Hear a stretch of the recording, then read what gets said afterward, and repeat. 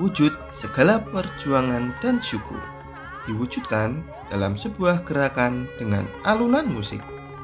Ketika musim panen datang, tari yang ditujukan kepada Sang Dewi Sri yang telah memberikan kesejahteraan sebagai tanda kegembiraan dan terima kasih kepada Sang Dewi. Ini adalah tari gandrung sobat, tari yang sangat lekat dengan Banyuwangi. Dalam perjalanan peradabannya, tari gandrung yang biasa hanya digunakan sebagai tarian penyambutan pasca musim panen, kini juga ditampilkan ketika acara pernikahan, khitan, seremonial, dan tarian penyambutan.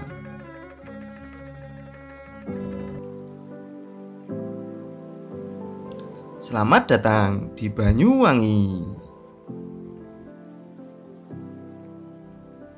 Selain terkenal sebagai asal tari gandrung, budaya yang beragam, suku Osing yang sangat erat dengan Banyuwangi. Banyuwangi juga menyimpan banyak sekali keindahan alamnya, mulai dari lautan dan pegunungan. Maka dari itu, mari kita ke Banyuwangi.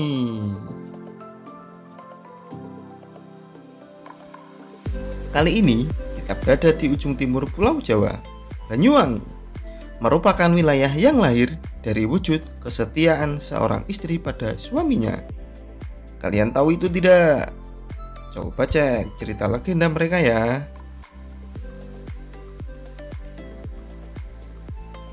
Nah, kali ini tempat pertama yang akan kita tuju adalah sebuah pulau yang terpisah, tapi masih merupakan bagian dari wilayah Banyuwangi.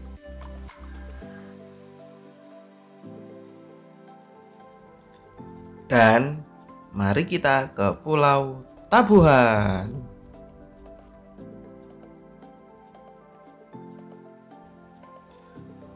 Pulau yang tidak berpenduduk ini berada di antara Pulau Jawa dan Bali. Yes, tepatnya berada di tengah selat Bali. Pulau dengan luas 5 hektar ini ramai dengan kunjungan wisatawan domestik ataupun luar negeri. Banyak pengunjung datang untuk melihat keindahan bawah laut Pulau Tabuhan yang menakjubkan, flora, fauna, penghuni bawah laut yang indah, dan tempat yang memang pas untuk digunakan aktivitas skateboarding.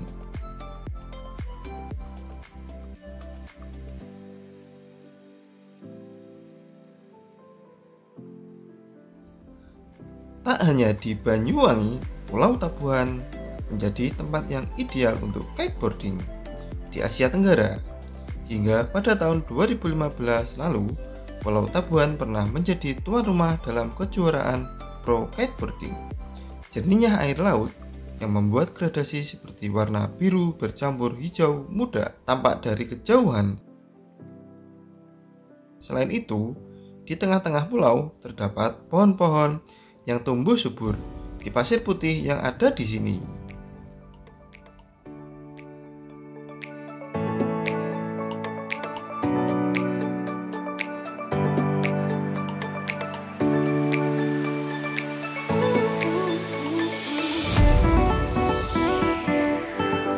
Kali ini datang menikmati alam bawah lautnya dengan snorkeling ya sobat. Yuk kita kembali menyeberang lagi ke Pulau Jawa sobat, mari liburan. Mari kita ke Taman Baluran. Ya, Taman Nasional Baluran yang terkenal dengan Afrika Van Java ketika musim kemarau. Yang kita kunjungi saat musim hujan ini tidak mengurangi keindahan hamparan lapang yang kini menghijau dan jauh dari kata Afrika Van Java. Tapi, okelah, masih tetap indah kok di antara hijaunya pemandangan yang mengelilingi. Di musim penghujan seperti ini, pesona hijau Gunung Baluran menjadi pesona Taman Baluran. Pemandangan hijau yang tumbuh subur di atas sana menjadikan Taman Baluran selalu bisa dikunjungi di musim apapun. Taman Nasional Baluran juga buka setiap hari sobat, jadi jangan khawatir.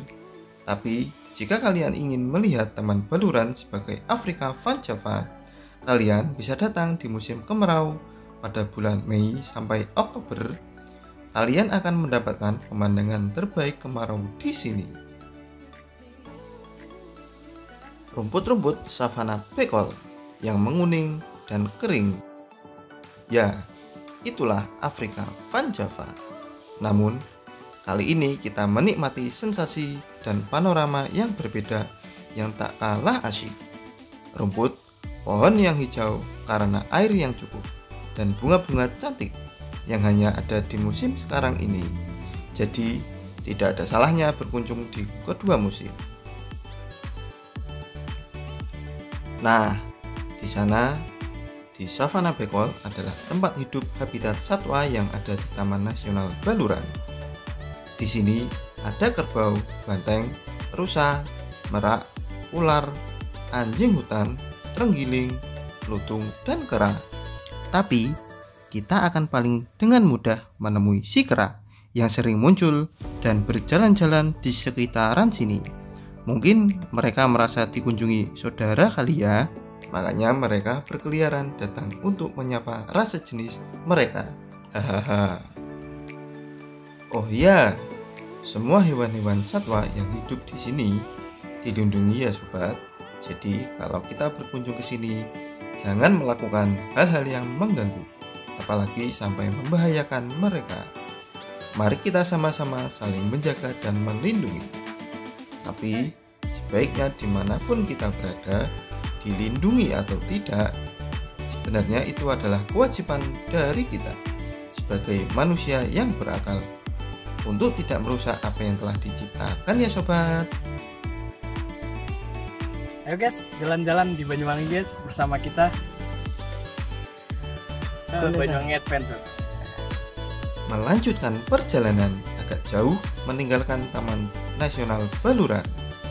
Kita akan menempuh 2,5 jam menuju ke tempat ini dari Taman Baluran.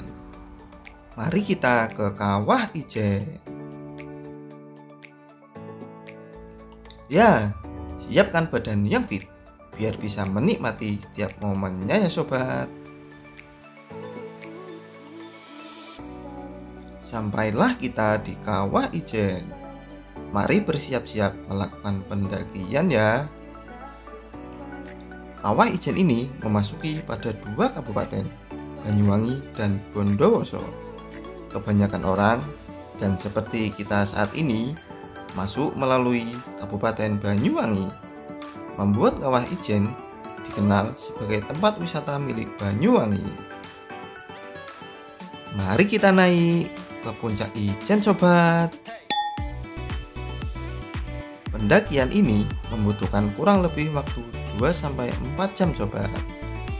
Baru kita akan mencapai puncak-puncak untuk melihat Blue Fire.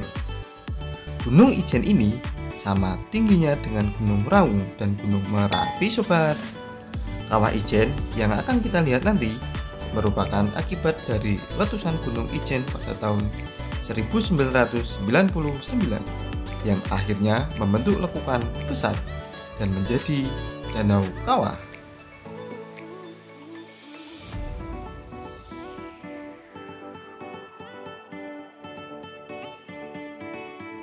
Karena bau belerang yang menyengat, jangan lupa gunakan masker, mengingat kawah yang juga berbahaya. Maka patuhi segala peraturan yang ada dengan keamanan dan kenyamanan. Kabut yang menyelimuti ini berada di kisaran 2 derajat Celcius sobat. Jadi dingin banget nih di sini.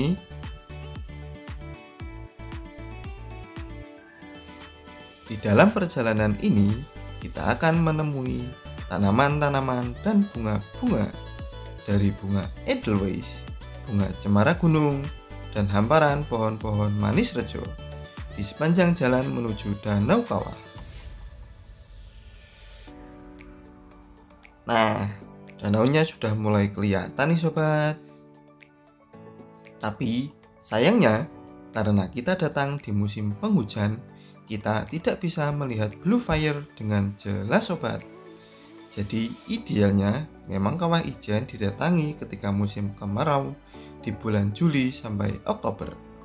Pada waktu itulah Blue Fire akan tampak besar dan sangat jelas. Tidak seperti sekarang ini. mereka akan begitu menampakkan pesonanya sekitar pukul 2 dini hari sampai 5 pagi hari.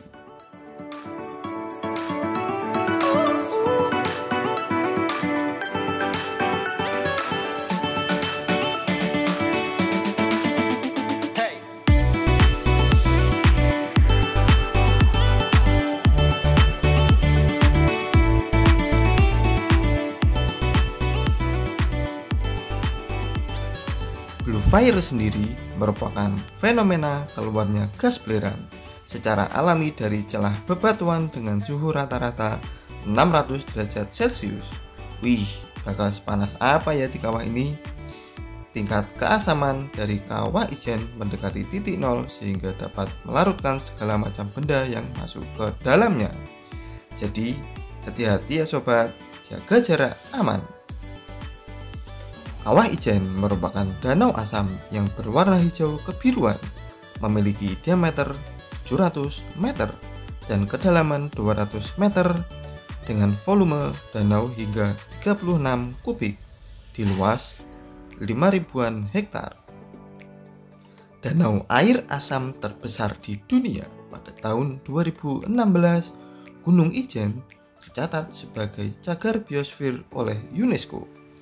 Fenomena Blue Fire kawah ijen juga hanya ada di 2 dunia, di negara Islandia dan di kawah ijen Banyuwangi, Indonesia.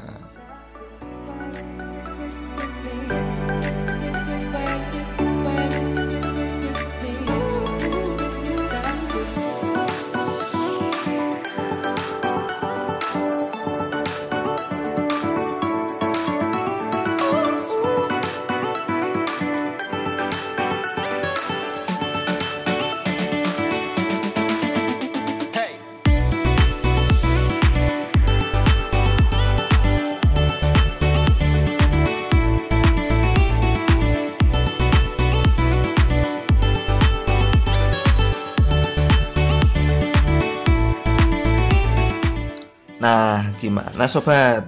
Seru kan perjalanan kita kali ini? Jadi, tempat mana yang paling menarik untuk dikunjungi? Komen di bawah ya.